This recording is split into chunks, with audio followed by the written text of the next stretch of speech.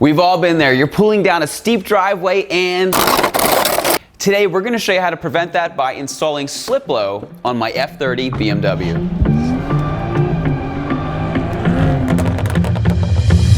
Hey, this is Bryan. Thanks for watching Kies Motorsports. If you like our videos, give us a thumbs up. Make sure to subscribe and check us out at kiesmotorsports.com.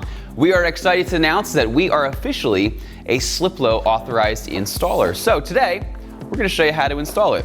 Sliplo is a universal bumper scrape guard. It looks like this, and it gets installed underneath the front of your bumper or your front lip. So basically what it's going to do is it's going to act as a buffer, and as you're going down maybe a steep decline or something like that, it's going to take the abuse from the road and save your bumper. Now, some of the benefits of Sliplo are, as you can see, it is a very low profile, discreet design. So once it is fully installed, most people will never know, but you will have peace of mind. It comes with a 10-year warranty, and as you can tell, it's held on by this 3M adhesive, so there's no drilling involved. All you need to do is remove the backing and stick it on once it's in place, and your car's gonna be protected and really just keep your front lip and your bumper looking new.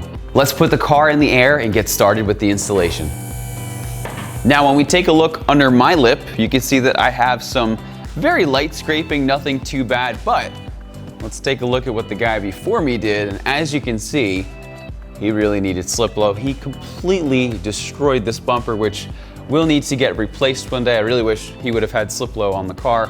Also under this part right here, if you saw our installation video, the bumper is completely destroyed. So in case we ever want to go lower in the future, we're gonna have that option, because what I'm gonna do is we're gonna put Sliplo on my front lip today to help protect it. The first step of the process is we need to have a very clean and dry surface. Grab a brand new microfiber towel and 70% isopropyl alcohol.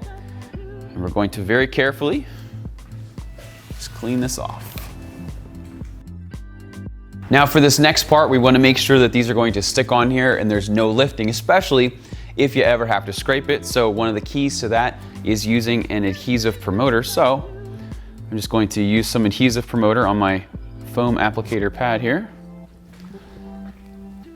And we're just gonna cover with a light coat the entire underneath of the bumper. Now, when you're dealing with this stuff, you always wanna make sure that you have some kind of rubber gloves on. You don't want this on your hands. Next, what you wanna do is you want to mark the center point. We are going to work from the center and work our way out. Now, if you look underneath here, I have a bolt that literally sits in the center, so that's gonna help us mark the center. But if you don't have a center mark, what you can do is you can use a Taylor's tape measure. It's just very soft and flexible. You can measure it out and find the center from there. Now that our adhesion promoter is dry, what we're going to do is we're going to do some test fitting. Now, when you're doing this, you wanna have it, like 1/8 of an inch or so away from the front. You don't wanna have it right on the front, because you could start to get some lifting, or if you hit it, it's a lot easier to rip off. Where if you recess it just a little bit, you're gonna get the same protection and it's going to adhere a lot better. Now, while we're talking about that, you also don't, if you have a skinny under portion like this front lip, you don't really want it hanging off too much. So what we're going to do is we are going to use some of the Sliplo templates that look like this. We're going to stick it on there. And then what you can do is you can mark it with a marker and then go back and you can alter the Sliplo unit so that it fits perfect every time. So let's get our template, we'll mark it out, and we'll go back and we'll adjust the Sliplo to fit perfectly. Okay, so all you need to do is peel the backing off of this. I'm gonna wanna have it sit right about here. So let's see how much trimming we need to do. So it looks like these are all going to be right to the edge, and then I have 2 that hang off. So I'm just gonna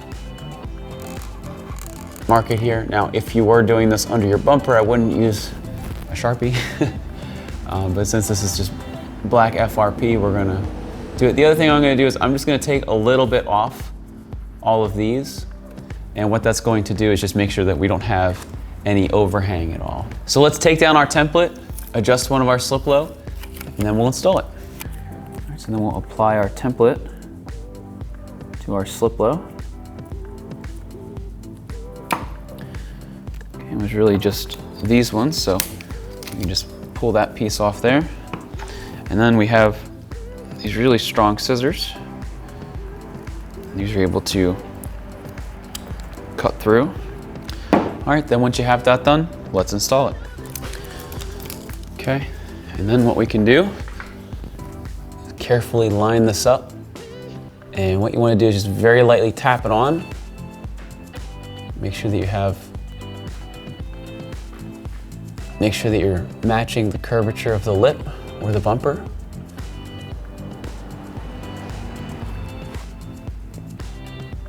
Okay. And then once everything is where you like it, I don't have any sticking off, I'm going to press this on to make sure that it stays in place. Now what we're going to do is we are going to repeat this same exact template process. I'm going to do another over here, then we'll do one over here, and we'll do one over here. So we'll be back in 1 minute.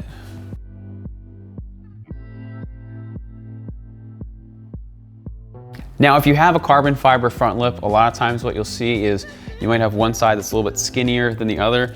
We've already gone ahead and templated this out and also cut the Sliplo. Now, if you have something that's perfect, like a front bumper, what you can do is you can normally template it out and then you can flip it over, so that way you can use the same template twice and get perfect fitment every time. Now, like I said, if you're dealing with something with carbon fiber, which is normally handmade, you might have some slight imperfections that allow you to, or don't allow you to do that, but just use an extra template and you'll be good. What some people like to do is they will round out the Sliplo and then cut it. What I'm going to do is I'm just going to go pretty much all the way to the back, and then I will angle my last piece. Now, an alternative, what you can do, if you don't want to use the templates, is you can use something like a white paint marker, and it'll make it just go a lot faster since you're not templating and then cutting. So let's cut this, install that, do the same on the other side, and we're done. So once you've completed everything, just go back over it again and secure everything down. The cool thing about this is because there's no glue or anything like that, that there's no set time. After you press it down, make sure everything is adhered, you're ready to drive the car again.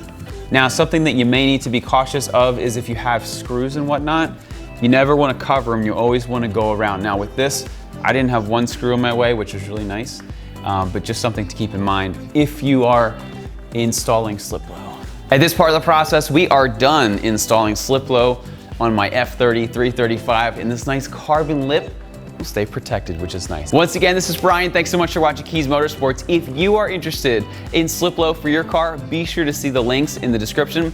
Once again, my name is Brian. Thanks for watching Kies Motorsports. If you haven't done so, give us a thumbs up. Make sure to subscribe and check us out at kiesmotorsports.com for all of your BMW retrofit, performance, and aesthetic needs. Once again, I'm Brian. Thanks for watching. Have a great day.